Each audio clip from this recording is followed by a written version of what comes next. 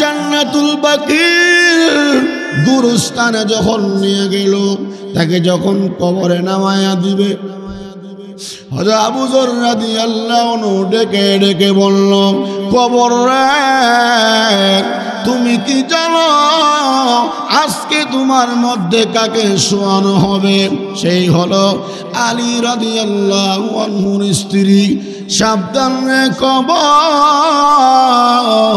ফাতেমার সাথে কোনো বেয়াদবি করিও না, ফাতেমারে কষ্ট দিও না, ফাতেমারে চাপা দিও না। কবরতে কোনো আওয়াজ আসে না, কোনো জবাব আসে না, নবীর ছবি। আবার কবরকে সম্বোধন করে বলে, এরে কবর, আজকে তোমার মধ্যে যাকে রাখা হবে সে হলো জান্নাতের রমণী, জান্নাতের সমস্ত মহিলাদের সর্দারিনী। এই জন্য সাবধানে কবর, ফাতেমার সাথে কোনো বেয়াদবি করিও না, ফাতেমার চাপা দিও না, ফাতেমার কষ্ট দিও না। আল্লাহ রাব্বুল আলামিন এক আয়াতের মধ্যে বলেন, ওয়া ইলাইহিন নুশুর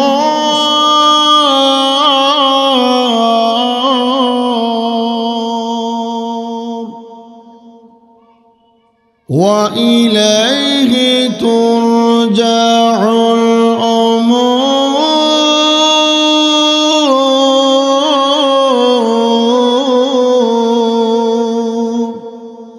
সুতরাং মৃত্যু অনিবার্য। এই পৃথিবীতে আমরা একদিন ছিলাম না, এখন আসি, এমন একদিন আসবে আমরা কেউ থাকব না। জোরে হন ঠিক কিনা? আল্লাহ রাব্বুল আলামিন বলেন, কুল্লু মান আলাইহা ফান।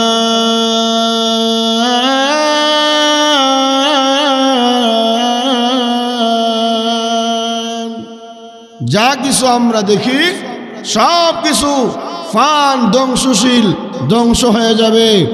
একমাত্র থাকবে আল্লাহ রাব্বুল আলামিন।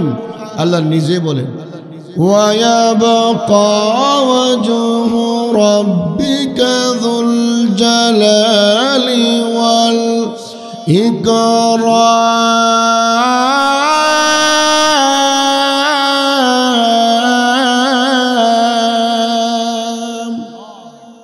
একমাত্র আল্লাহর কুদরতি চেহারাকান থাকবে। আমার ভাইরা, আল্লাহ রাব্বুল আলামিন আমাদেরকে সতর্ক করে বলতেছেন, এই পৃথিবীতে কেউ থাকতে পারবে না যার জন্য আল্লাহ রাব্বুল আলামিন এই পৃথিবী সৃষ্টি করেছেন। আসমান এবং জমিন 18,000 মাখলুকাত যা সৃষ্টি করেছেন, উসিলা হলো দয়াল নবী, মায়ার নবী, রহমাতুল লিল আলামিন। জোরে কোন ঠিক কিনা? এই জন্য মৃত্যু অনিবার্য। আল্লাহ রাব্বুল আলামিন এক আয়াতের মধ্যে বলেন, আল্লাযী খালাকাল মাউতা ওয়াল হায়াতা লিয়াবলুয়াকুম আইয়ুকুম আহসানু আমালা ওয়া হুয়াল আজিজুল গফুর।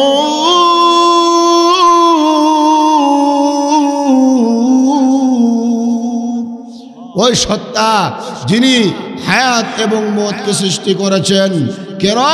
লিয়াবলুয়াকুম, আই লিয়াখতাবিরাকুম। আল্লাহ রাব্বুল আলামিন পরীক্ষা নিবে আমাদের কাছ থেকে। ও মানুষ, ও আমার বান্দা বান্দিরা, তোমরা কে কি আমল করো? আইয়ুকুম আহসানু আমালা। আল্লাহ রাব্বুল আলামিন আয়াতের মধ্যে আহসানু আমালা বলেছেন, কে উত্তম আমল করো। আকসারু আমালা বলে নাই, অধিক আমলের কথা বলে নাই। তাহলে বোঝা গেল, যদি আমলের মধ্যে ইখলাস থাকে, যদি আমলের মধ্যে নিয়ত ঠিক থাকে, তাহলে অল্প আমলেই নাজাতের জন্য যথেষ্ট হবে। জোরে কোন ঠিক কিনা? ভাইয়ের আমার, মরতে হবে এই কথা সবাই বিশ্বাস করে, আস্তিক হোক নাস্তিক হোক, এমনকি যারা আল্লাহকে বিশ্বাস করে না তারা অবিশ্বাস করে মরতে হবে। এই পৃথিবী থেকে যখন আমরা চলে যাব, আমাদের সঙ্গে কিছুই যাবে না। অর্থ সম্পদ যাবে না, টাকা পয়সা যাবে না, বাড়ি গাড়ি যাবে না, যাবে একমাত্র নেক আমল, ঈমান এবং আমল। কথা কোন ঠিক কিনা? এই কবর অনেক কঠিন ঘাটি। আল্লাহ বিশ্ব নবী রাহমাতুল লিল আলামিনের কলিজার টুকরা ফাতেমা রাদিয়াল্লাহু তাআলা আনহা ইন্তিকালের পূর্বে তিনি তার স্বামী আলী রাদিয়াল্লাহু আনহুকে ওসিয়ত করে গেলেন, ওগো স্বামী, আমি যদি পৃথিবীর জমিন থেকে বিদায় হয়ে যাই, রাত্রিবেলা মারা গেলে আমাকে রাত্রি জান্নাতুল বাকির মধ্যে দাফন করে দিবেন, দিনের অপেক্ষায় আমাকে রেখে দিবেন না। এখন স্বামী, দিনের অপেক্ষায় রেখে দেন, তাহলে মদিনার লোকেরা তার অনুমান করবে, তারা চিনে ফেলবে নবীর মেয়ে কলিজার টুকরা জান্নাতের রমণী ফাতেমা লম্বা ছিল বা খাটো ছিল। আল্লাহর নবীর সাহাবী আলী রাদিয়াল্লাহু আনহু ফাতেমার ওসিয়তটা পুরো করার জন্য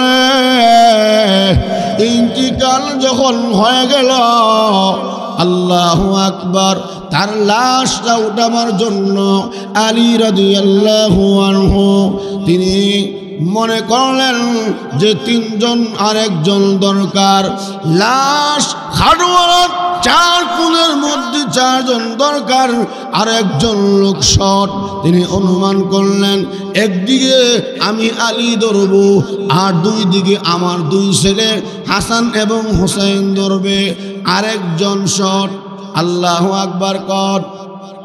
এমনি নবী বিশ্ব নবী রাহমাতুল লিল আলামিন আবু যর গিফারি রাদিয়াল্লাহু আনহুকে ডেকে ডেকে বলেন, হে আবু যর, আমার ফাতেমার বাড়িতে যা, আমার ফাতেমা দুনিয়ার জমিন থেকে বিদায় হয়ে গেছে, তার লাশটা উঠাইতে হবে, কাঁধে করে নিতে হবে।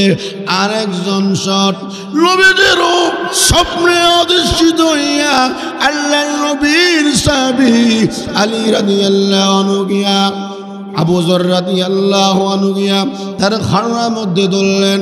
আলী রাদিয়াল্লাহু আনহু বলেন, আবু যর, আমি তো এলান করি নাই, কোনো ঘোষণা করি নাই, আমার ফাতেমার মৃত্যুর সংবাদটা আমি কারো কাছে দেই নাই, তুমি সংবাদ কোথা থেকে পাইছো? আবু যর রাদিয়াল্লাহু আনহু বলেন, ওগো আল্লাহর নবীর সাহাবী, আমি স্বপ্নে যুগে আল্লাহ নবী রাহমাতুল আলামিন আমাকে বলেছে আমি যেন ফাতেমার খাড়ুয়ার মধ্যে ধরি। সুবহানাল্লাহ, জোরে কর না। লম্বা চূড়া ঘটনা আমি সংক্ষেপে ছেড়ে দিব। ফাতেমার লাশটাকে লইয়া জান্নাতুল বাকির গুরুস্থানে যখন নিয়ে গেল, তাকে যখন কবরে নামায়া দিবে, হযরত আবু যর রাদিয়াল্লাহু আনহু ডেকে ডেকে বলল, কবর রে, তুমি কি জানো আজকে তোমার মধ্যে কাকে শোয়ানো হবে? সেই হলো আলী রাদিয়াল্লাহু আনহুর স্ত্রী। সাবধানে কবর, ফাতেমার সাথে কোনো বেয়াদবি করিও না, ফাতেমারে কষ্ট দিও না, ফাতেমারে চাপা দিও না। কবরতে কোনো আওয়াজ আসে না, কোনো জবাব আসে না। নবীর সাহাবী আবার কবরকে সম্বোধন করে বলে, এরে কবর, আজকে তোমার মধ্যে যাকে রাখা হবে সে হলো জান্নাতের রমণী, জান্নাতের সমস্ত মহিলাদের সর্দারিনী। এজন্য সাবধানে কবর, ফাতেমার সাথে কোনো বেয়াদবি করিও না, ফাতেমার চাপা দিও না, ফাতেমার কষ্ট দিও না। কবর কোনো আওয়াজ দেয় না, উত্তর আসে না। নবীর সাহাবী আবু যর বকর রাদিয়াল্লাহু আনহু আবার ডেকে ডেকে বলে, এর কবর আজকে তোমার মধ্যে যাকে রাখা হবে সেই হলো জান্নাতের সমস্ত যুবকদের সর্দার হবে। ওয়াল হাসান ওয়াল হুসাইন সাইয়্যিদা শাবাবি আহলিল জান্নাহ। এই জন্য কবর সাবধান, ফাতেমার সাথে কোনো বেয়াদবি করিও না, ফাতেমার কষ্ট দিও না, কবর কোনো উত্তর দেয় না। এবার নবীর সাহাবী ডেকে ডেকে বলে, কবর রে আজকে তোর মধ্যে যাকে রাখা হবে সেই হলো দয়ার নবী, মায়ার নবী, যেই নবীকে না বানাইলে আল্লাহ দুনিয়াটা বানাইতেন না। নবীর কলিজার টুকরা ফাতেমা, সাবধান, ফাতেমার সাথে কুটুমে কোনো আওয়াজ আসে না, এমনি কবর আল্লাহর কাছে ফরিয়াদ করে বলেন, প্রভু কিছুক্ষণের জন্য আমার জবানটা খুলে দাও, আমি তোমার নবীর সাহাবী আবু যরকে আমার মনের ভাষা বলে দেই। আল্লাহর ক্ষমতা আসেনি। يومئذ تحدث أخبارنا بأن ربك أوحى لها